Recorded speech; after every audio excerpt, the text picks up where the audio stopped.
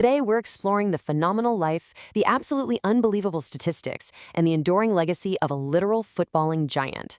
Now, if you follow international football at all, you definitely know the highlights. But today, we're going to look at the actual man, the raw numbers, and the incredible journey of Rashidi Yekini. We're going to use the historical records to map out exactly how a deeply talented forward became a legendary figure known all across the globe as the Goals Father. We're starting right at the absolute pinnacle. I want to put you inside the stadium during the 1994 World Cup. It's June 21st in Dallas, Texas, and a man is totally overwhelmed by the sheer magnitude of what he just achieved. He's reaching through the goalposts, clutching the netting, crying tears of pure, unadulterated joy. The weight of this specific moment, it's astronomical. You see, Yekini hadn't just scored a goal. He had literally just put an entire nation on the global footballing map. This was Nigeria's first ever goal in a FIFA World Cup. It completely set the tone for a commanding 3-0 win against Bulgaria. And while this single snapshot in time immortalized him forever, as we'll see, it was really just the crest of a massive, long-building wave.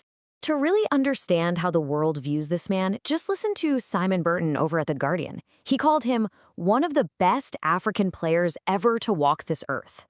So how does a boy born in Kaduna, Nigeria, rise up to become someone described as one of the very best to ever walk the earth? Let's retrace his path. Section 1. Rise of the Goals Father. Let's move to his origins and look at how this incredible career was built from the ground up, starting right in the Nigerian domestic leagues. Long before he was an international icon, he was simply a relentless force of nature on the pitch. Fans and teammates alike gave him the moniker the Goals Father. And honestly, the reason is pretty clear. We're talking about over 480 goals in more than 670 career games. He wasn't just a regular forward. He was incredibly powerful, exceptionally fast, and just ruthlessly clinical whenever he got in front of the net. His early career was an absolute grind. He started out locally back in 1981 with UNTL Kaduna. Then came a move to Shooting Stars, where he actually helped them win the league and reach a continental final. From there, he joined Abiola Babes, winning the Nigerian FA Cup twice.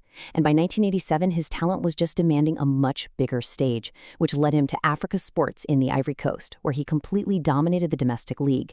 He built this rock-solid, unshakable foundation in Africa, way before he ever set foot in Europe. Section 2.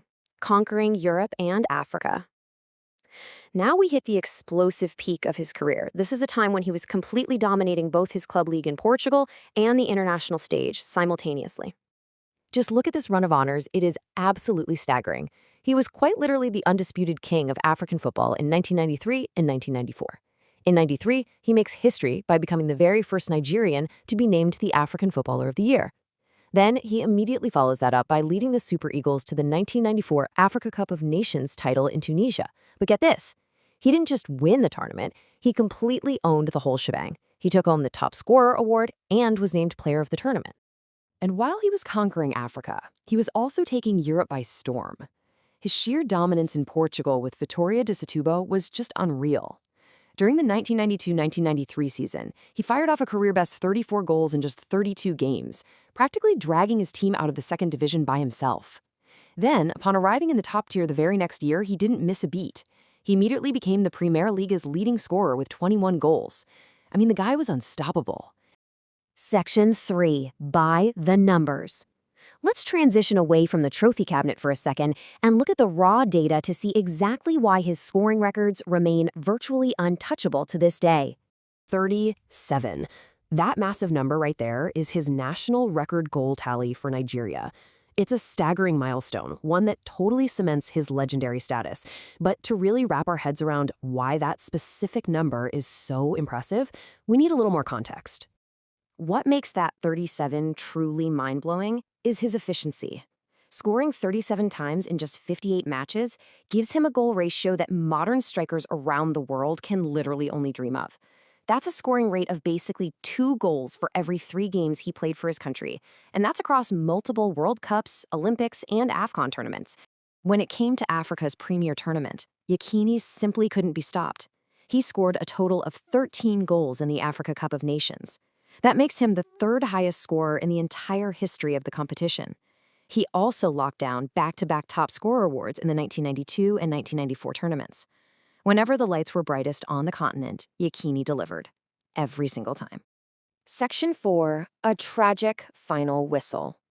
Now, the narrative unfortunately shifts here, as we have to explore the somber reality of his later years and his post-1994 journeyman phase.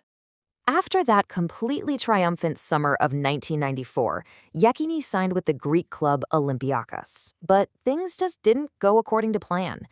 He didn't get along with his teammates and ended up leaving shortly after. And what followed was this rapid, almost chaotic succession of clubs.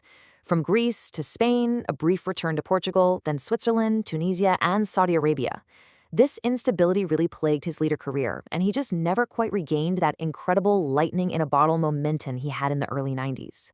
Tracking his final years, we see a much quieter return to the Nigerian championship in 2003 with Julius Berger, and then a brief final comeback in 2005 at the age of 41. But the story ends tragically. Following reports of an extended illness, Rashidi Yekini passed away in Ibadan on May 4, 2012. He was only 48 years old. It's a heartbreaking contrast, isn't it? On one side, you have the absolute euphoria of 1994, the roaring stadiums, the global fame, that indelible image of him holding the net in Dallas. But on the other side, his final years were marked by quiet, deeply personal struggles. Media reports at the time indicated failing health, as well as battles with bipolar disorder and other undisclosed psychiatric conditions.